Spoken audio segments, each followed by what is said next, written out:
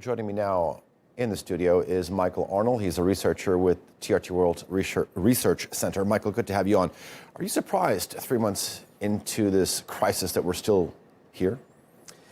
Yeah, I mean, and really, if you look back on the last 3 months, not a lot has changed. I mean, yes, we've had the resignation of the Prime Minister, the resignation of the government, but what we've seen in the 3 months since that, from the politicians at least, is essentially more of the same.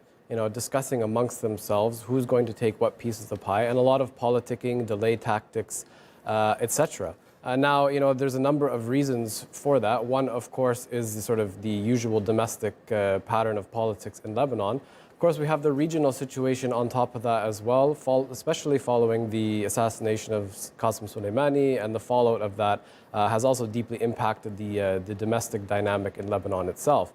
But what we have seen in the last 3 months, especially in the last few nights, is a shift in anger in many ways. Is that as the financial situation in particular has become worse and worse, and people have been feeling it more in their everyday lives, there's been a shift of anger specifically towards the banks, the central bank in particular, but the banking system in Lebanon in general. And, you know, this is what we saw in the last few nights with destruction of bank property. There was a large protest gathered outside of the central bank in Beirut's Hamra district, and that's where actually the initial clashes began. So we do see some shifts, but in reality in 3 months, hence why people are still out on the streets. Okay, you mentioned that politicians are discussing amongst themselves which piece of the pie that they want. The country is going through one of its worst economic crises ever. Some analysts are saying that the country is in a free fall. Rather than politicians describing what they're going to be in the next government, in the cabinet, parliament, what are they doing in terms of getting the country out of this economic crisis?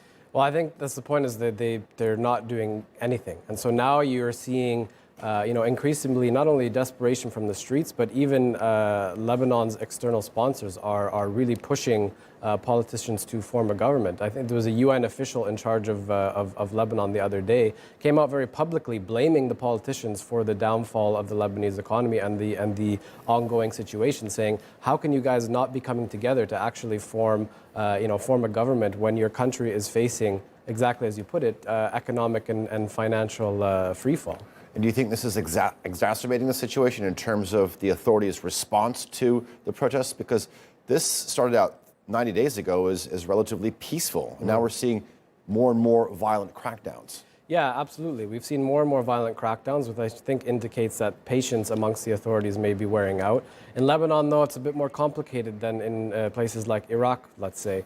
It's difficult for the state to enact the type of violence that it has elsewhere because of what can potentially come of that. If the state or state bodies which are seen to be associated with one or another of the political parties or sects in the country come down too hard on protesters, depending on what the consequences of that crackdown could be, that could unleash a whole other wave of serious issues in the country. So I think that's a restraining factor, but we are starting to see more of that because I think, you know, from the authorities' perspective, they have to put an end to the actions on the street.